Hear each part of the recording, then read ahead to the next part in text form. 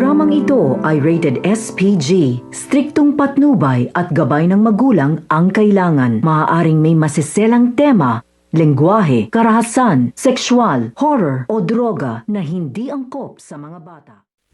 Wala mang nagawa itong si Olivia kundi sumunod nga dito sa pamilyang Montenegro.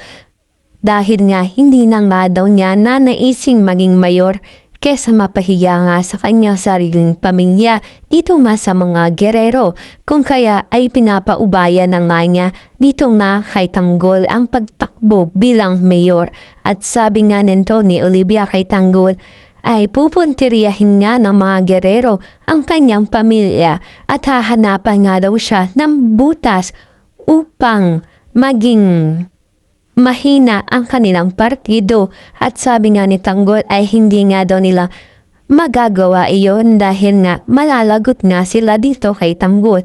At sabi nga ni Olivia ay gawin nga daw nila ng lahat ang kanilang makakaya upang sila nga daw ang manalo dito sa darating na eleksyon. At aabangan nga natin kung ano pa ang mangyayari dito nga lang yan sa FPG's Batang Quiapo.